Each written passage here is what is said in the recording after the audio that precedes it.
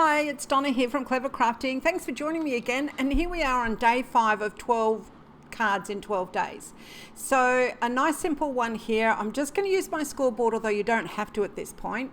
So I'm measuring the width of my paper. Now these are cut out with my metric rectangles, and this craft card is about 7.5 centimeters wide, but I want my I'm going to put a Christmas tree on there. I'm going to cut a plain Christmas tree.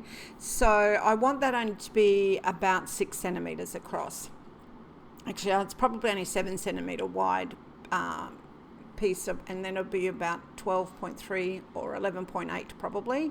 11.8 by 11.8 by 7, I would imagine. And I am going to measure this at 10 centimeters at the top. So I folded it at 3 centimeters and measured up 10 centimeters. That'll give me a little bit of room. And now I'm just drawing a line from the edge of the fold at the 10 centimeter mark down to the corner. Now you can then just use your scissors and cut that, but I'm just going to put it in my Tim Holtz trimmer here and line that up. You don't even really have to draw the line, I just did so you could see what I was planning on doing. And now I've made myself very quickly and easily a little Christmas tree template that I'm going to use to cut out my patterned paper. So I don't want to draw on the right side, so I'll flip it over on the wrong side. Just make sure, and I'm double checking here, that you've got it up the right way if it's directional paper. Just popping that piece of paper, that little Christmas tree, on the back, and I'm going to draw around it and then cut around it. So when I said I use my metric rectangles, I think it's the 5th one and the 7th one that I've used, because I wanted to have a nice big white gap around my white, like to see the white border. So now that I have completed that, I am just going to cut it out with my scissors. So nothing fancy here. So all cut out, and now I'm actually going to cut it into 3 pieces. I'm going to cut these 2 at angles, any sort of angles, nothing fancy, easy peasy, lemon squeezy. And that's how my tree is going to look. Nice. Okay, so let's go over to our cardstock here. So this is a craft cardstock that I've just moved out of the way, and I'm going to pop some ribbon on this red base. Now, in hindsight, I probably didn't need to use to wrap the ribbon right the way around, which you'll see me doing here, but nevertheless, that's what I did. So I just put some double-sided tape on the back because I didn't want it seen from the front, but you kind of don't see it anyway. But anyway, you live and you learn, and I'm wrapping that around. And now I'm going to grab a little bit of craft colored string. Actually, I picked up a ball. This is crochet cotton. It's beautiful. It's perfect for my uses for a card. And I got them, I got it at, where did I get it? Choice here in Australia.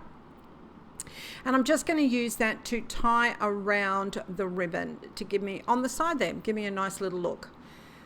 Okay, so I'm not going to watch I make a bow.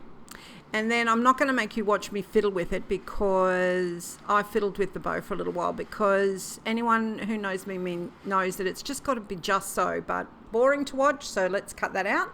So you can see that I've completed that there, happy with my bow, and I've just trimmed it. I ended up putting some double-sided foam tape on the back of my craft card, which I was very happy about because it added just a nice little bit of dimension. And once again, I've put plenty on there because, as I've said before, when it goes through the rollers, through the post, I don't want it getting all squashed and whatnot. So I put plenty of foam on the back to make sure that that doesn't happen, that when my the person that I'm sending it to, the receiver on the other end, gets a nice presented card. So I've just stuck that, you can see there, on that lovely cherry red, or Christmas red actually I call it, card that's going in the center of my white card base. Now I'm just deciding how I'm going to lay out this Christmas tree. Nothing too hard. I've also put double-sided foam tape on the back of all of the pieces of my tree. I think, once again, in hindsight, it would be easier to put the double-sided foam tape on the back of the tree before you cut it into 3 little pieces, but that's okay. I did it afterwards. I had some little bits and pieces of foam tape that I could put on the back.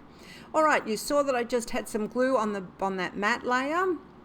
And I'm just popping that on the center of the card, making sure it's all lined up, just so it's perfect, perfect, perfect. These colors are so cute together. I just love this card. I love the way that it turned out. So easy. I reckon that I could make 10 of these in an hour if I really applied myself. Anyway, I stamped and heat embossed Merry Christmas from the same greeting set that we've been using all the way through, and I cut it out with the die that that matches the set, the various greetings die. Wasn't happy with it, so decided to cut it in half. I trimmed it, and I've put the Happy Christmas on 2 pieces on top of one another, and I was really happy with how that turned out as well. I was originally looking at putting it right the way across, but this is just lovely, and I just glued that down so the Christmas tree pops up higher than my greeting.